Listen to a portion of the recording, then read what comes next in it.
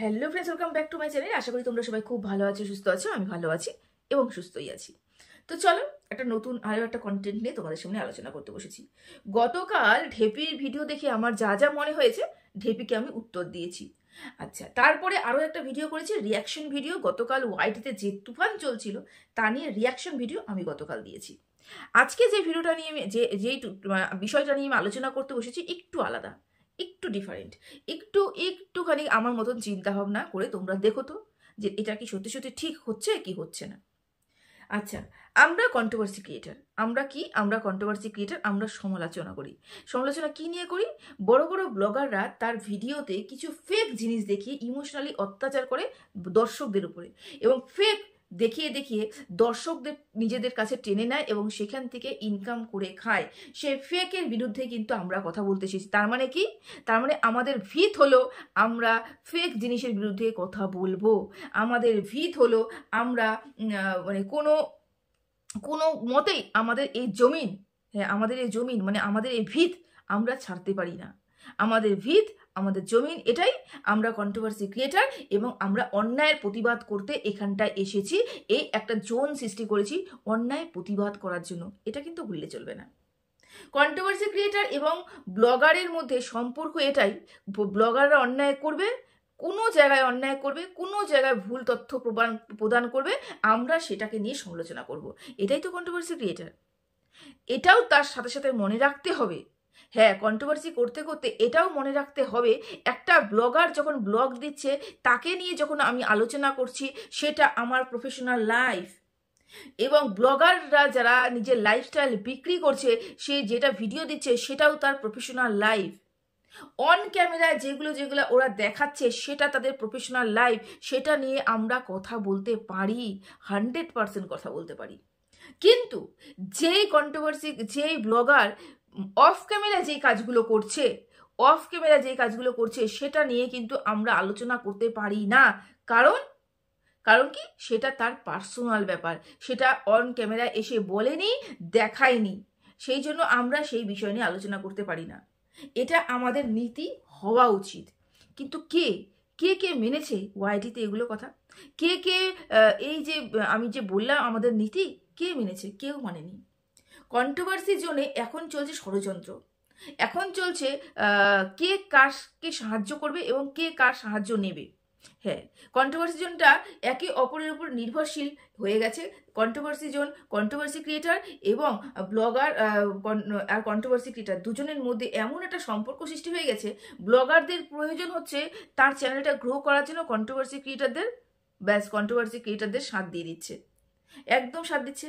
আবার কন্ট্রোভার্সি ক্রিয়েটারের প্রয়োজন হচ্ছে নিজের চ্যানেলের সাথে ব্লগারদের টেনে নিচে নামাতে।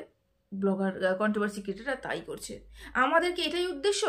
ওয়াইটিতে এসে কি আমাদের এটাই উদ্দেশ্য? আমরা কি এটা করতে এসেছিলাম যে ভেতরের খবর বাড়ি অবধি পৌঁছে গিয়ে সেখানে হাড়ির খবর নিয়ে এসে ওয়াইটিতে বিক্রি করা হোক? আমরা কি এই জন্য চ্যানেল খুলেছিলাম? খুলিনি তো। আমরা প্রফেশনাল লাইফে যা যা দেখবো, সে প্রফেশনাল লাইফে লাইফস্টাইল যে বিক্রি করছে তার মধ্যে যেটা ভুল ত্রুটি দেখবো আমি সেটা নিয়েই আলোচনা করব। এটাই তো আমাদের নীতি ছিল। কিন্তু কেউ মানেনি। সবাই টাকার নেশায় এমন মত্ত হয়ে গেছে, নিজের জমি নিজের ভিত ভুলে গেছে। আর যার ভিত নড়ে যায় সে ওয়াইটিতে টিকে থাকতে পারবে না। ভিতকে, মাটিকে কামড়ে পড়ে যারা থাকবে তারাই এখানে উইনার হবে। এটা মাথায় রাখতে হবে।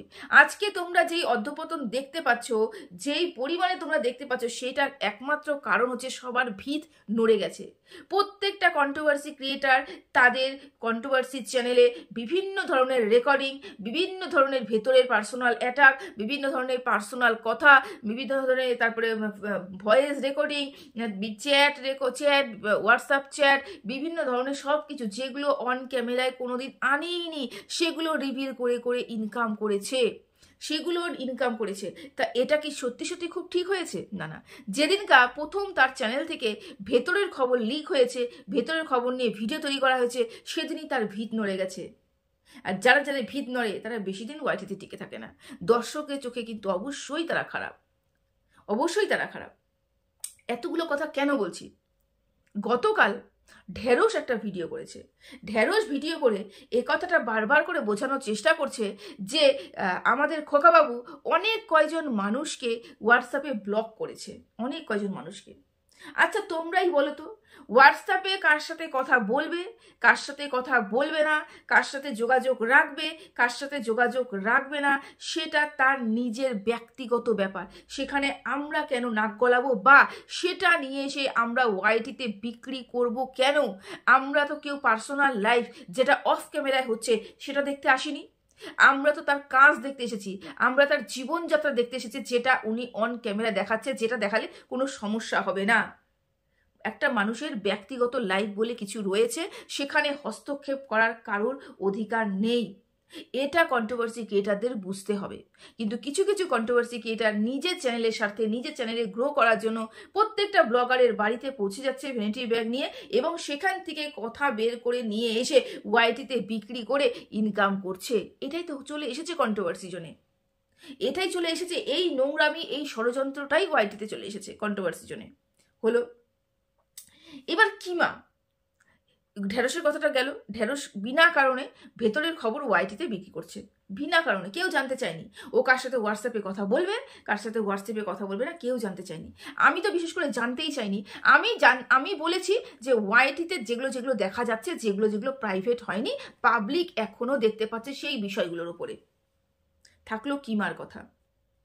কিমা ওই বাড়িতে তার পাতানো দিদি হিসেবে পৌঁছে গেছিল, এবং সেখান থেকে দিনের পর দিন প্রচুর লাইভ করেছে, দিনের পর দিন প্রচুর ভিডিও করেছে, সেই বাড়িটাতে থেকে ভিডিও করেছে, এবং ভিডিও করে কিন্তু ওখানে আপলোড করে, এবং ওখানে বসেই লাইভ করেছে। আমরা দেখেছি সেই সময়টাতে কিরকম ঝড় উঠেছিল, যখন কিমার কথাতে এই খোকাবাবু উঠতো এবং বসতো, উঠতো আর বসতো, কিমার কথাতেই উঠতো আর বসতো। হ্যাঁ, কিমা বলেছিল ওর মাথায় বুদ্ধি নেই, বা ও অত চালাক চতুর নয়, কিমা বলেছিল, সেই জন্য কিমা কি করেছে, ওকে হাতে নিতে পেরেছে।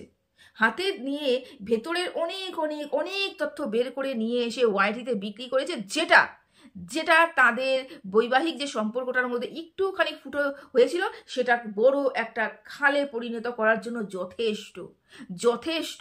যেই কাজটা কিমা তার চ্যানেলে করে গিয়েছে, যেই কাজটা ভেতরের খবর ওয়াইটিতে বিক্রি করে কিমা করেছে।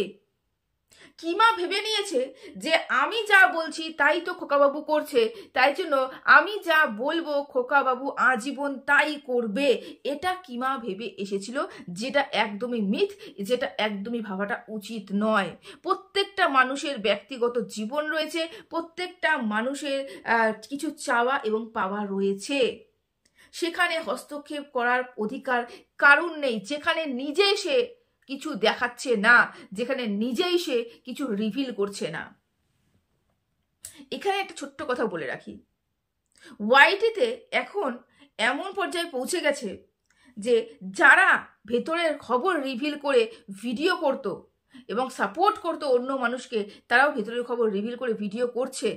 আজকে তারাই কটাক্ষ করছে যে তুমি যে ভিতরের খবরগুলো দিতে, সেগুলো কি সত্যি ছিল?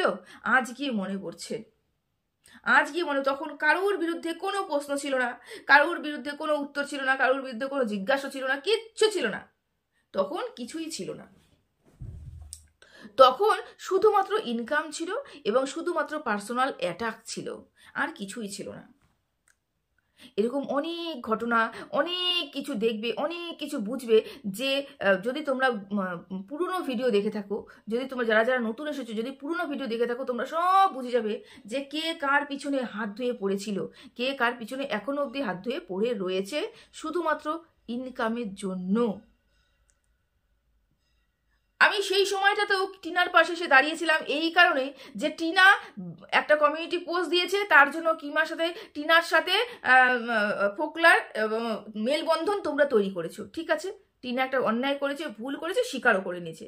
কিন্তু যখন টিনা ওয়াইটিতে এসে সবার সামনে বলে গেল যে আমার সাথে ফোকলার কোনো সম্পর্ক নেই, তারপরেও কেন টিনাকে বারংবার ফোকলার সাথে দেখা গেছে, ফোকলার সাথে ফ্ল্যাটে রয়েছে, ফোকলা অমুক, ফোকলা তমুক, এগুলো বলে বলে টিনাকে ডিফেম করার চেষ্টা করা হয়েছে। কেন করা হয়েছে?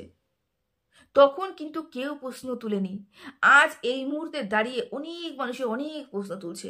তবে সেই সময়টা টিনার পাশে এই কারণে দাঁড়িয়েছিলাম, টিনার বিরুদ্ধে মিথ্যা কথা বলা হচ্ছিল এবং যেগুলো দেখা যাচ্ছিল না সেগুলো কথা ভেতরের খবর বলে বলে সেগুলো কথায় রিভিল করা হচ্ছিল। সেই জন্যই টিনার পাশে এসে দাঁড়িয়েছিলাম। আজকে সেম কাজ কিন্তু বেচুর বিরুদ্ধেও করা হচ্ছে। বেচুকেও কিন্তু বলা হচ্ছে বেচু এই করেছে, বেচু ওই করেছে, বেচু সেই করেছে। কে বলছে? বেচুর নিজের পাতানো দিদি বলছে বেচুর এই হয়ে যাবে, বেচুর ওই হয়ে যাবে, বেচু সর্বনাশ হয়ে যাবে, বেচু এই হয়ে যাবে। আচ্ছা, এটা এ হয়ে যাবে হয়ে যাবে হয়ে যাবে বলে আমি কিছুই বলছি না, এটা কি খুব বুদ্ধিমানের কাজ? সে বলছে আমি কিছু বলতে পারবো না, আমি কিছু বলতে পারবো না, এমন কিছু হয়েছে আমি কিছু বলতে পারবো না, আমি কিছু বলতে পারবো না।